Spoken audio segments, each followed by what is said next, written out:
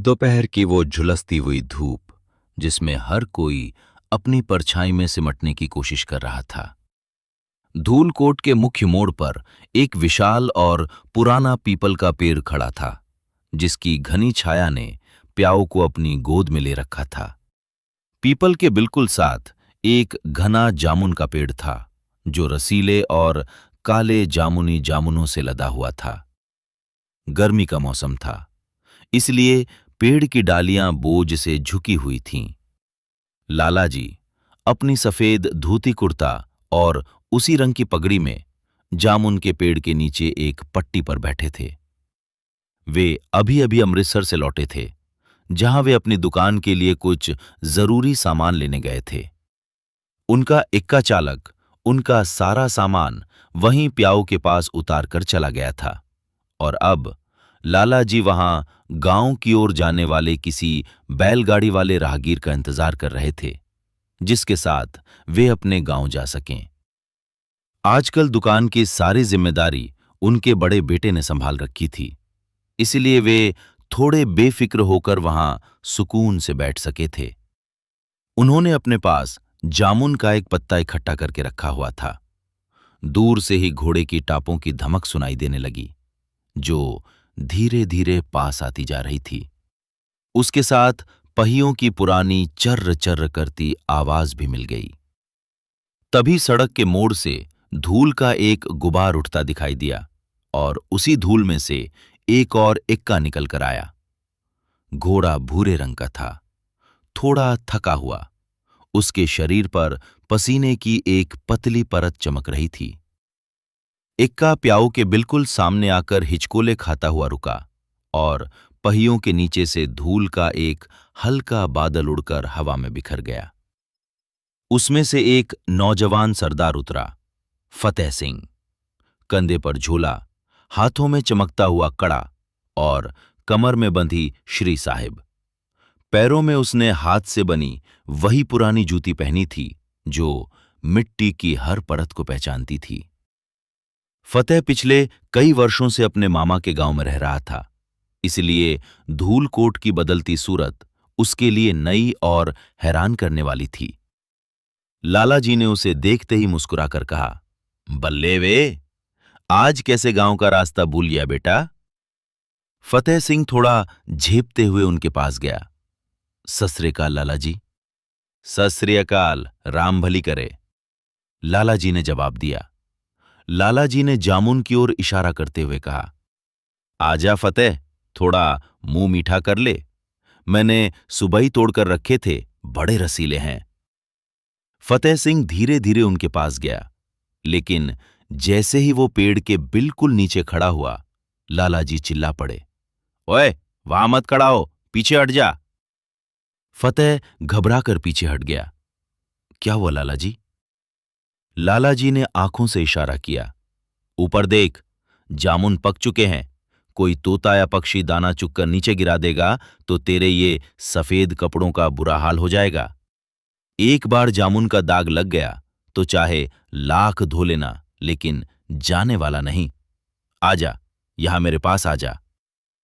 कुछ ही पल बीते थे कि दूसरी तरफ से एक और इक्का तेजी से आया और स्टेशन वाले रास्ते के पास आकर रुका। उसमें से एक नया नवेला जोड़ा उतरा। लड़की ने लाल रंग का सूट पहना था।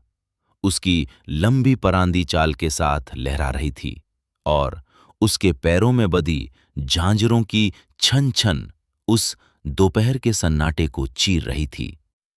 वो आवाज उस खामोश दोपहर में किसी संगीत की तरह लग रही थी। लड़के ने सफेद कुर्ता पायजामा और सुनहरी जूती पहनी थी। फतेह सिंह अपने इक्का चालक को पैसे देकर थोड़ी देर उन्हें देखता रहा। उसके चेहरे पर एक अजीब सा तनाव था। लालाजी ने हल्का सा मुस्कुराकर टोका, बेटा, कब तक ऐसे नए नवेले शादीशुदा जोड़ों को देखकर मन मसोसता रहेगा? अब तू भी शादी कर ले, आजा। और अब वे चले गए, पानी पी ले। फतेह पानी पीने लगा, मगर उसका ध्यान अभी भी उस लड़के की ओर था, जो अपनी पत्नी को सहारा दिए रास्ते पर आगे बढ़ रहा था। लालाजी ने घड़े की ओर इशारा किया, आजा बेटा, अब बस कर, जाने वाले चले गए, पानी पी ले। फतेह थोड़ा हंसा। हो लाला जी, आप भी ना, पता नहीं क्या क्या अंदाजे लगाते रहते हो। मैं तो बस उस लड़के को पहचानने की कोशिश कर रहा था कि कौन है।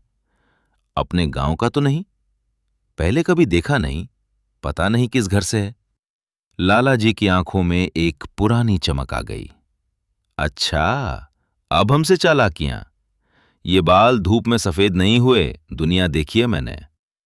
कई साल मामा के घर रहकर आया है, ये पता है मुझे, लेकिन धरती के रास्ते तो मिट्टी से ही समझ आते हैं। तुझसे अगले 5 गांव के रास्ते पूछ लूं तो शायद तुझे ना पता हो, क्योंकि तू तो पराए गांव की हवा का आदी हो गया है। फतेह भी हाजिर जवाब था। मैं कौन सा सरकार का बड़ा बाबू लगा हूं जो मुझे सारे रास्ते याद हों? लाला जी ने उसके कंधे पर हाथ रखा और धीरे से कहा, सरकार से याद आया, तुझे क्या वो लड़का याद हो ना, वो जो झांझरों वाली थी, उसका घरवाला लगा है। फतेह हैरानी से बोला, अच्छा, वो कोई बड़ा अफसर लगा है? लाला जी की आवाज में दर्द और गुस्सा था। नहीं, अफसर लगने के लिए वो क्या विलेज से पढ़ के आया है, नौकर लगा है। गोरे का अपने खेत छोड़कर उसके घर की बेल बूटियों में पानी लगाता है। फतेह खामोश हो गया। कुछ पल तक वहां सिर्फ गर्मी की सरसराहट सुनाई देती रही। तभी फतेह की नजर सामने वाले मैदान पर गई, जहां जमीन खोदी जा रही थी। बड़े बड़े लकड़ी के स्लीपर और लोहे की पटरियां ढेर बनाकर रखी हुई थीं। लाला जी, फतेह ने स्टेशन की ओर इशारा करते हुए पूछा, ये क्या तमाशा शुरू हुआ है हमारे खेतों की मिट्टी में? लाला जी बोले, ये तमाशा नहीं है बेटा, ये हमारे खेतों में लोहे की लकीरें खींच रहे हैं। कहते हैं इससे शहर और गांव पास हो जाएंगे, लेकिन ये जो लोहे की लकीरें बना रहे हैं, इन्होंने आदमी को आदमी से दूर कर दिया है। लाला जी ने एक लंबी ठंडी सांस भरी और स्टेशन की अधूरी इमारत की ओर देखते हुए बोले, ये लोहे की लकीरें नहीं हैं बेटा, ये हमारे पुराने समय का अंतिम संस्कार हो रहा है। स्टेशन बन रहा है। सुनने में आया है कि अब हमारी जमीनों के नक्शे बदल जाएंगे। जितने भी लड़के थे, सब इसी के चक्कर में भटक रहे हैं। कोई नौकर बन गया है और कोई अपनी जमीन खो रहा है। अगली बार जब तू आएगा तो शायद ये प्याऊ भी ना हो और ये धूल कोट भी ना हो, बस एक शोर करती हुई रेल रह जाएगी जो हमें पीछे छोड़कर आगे निकल जाएगी। फतेह कुछ नहीं बोला। उसकी नजर लोहे की पटरियों के ढेर से होती हुई वापस उस पुराने पीपल और जामुन के पेड़ पर आकर टिक गई, जैसे वो उन्हें अपनी यादों में हमेशा के लिए संभाल लेना चाहता हो। दूर कहीं हथौड़े की आवाज गूंजी और वे दोनों, लाला जी और फतेह सिंह, खामोश बैठे उस दोपहर को धीरे धीरे ढलते हुए देखते रहे।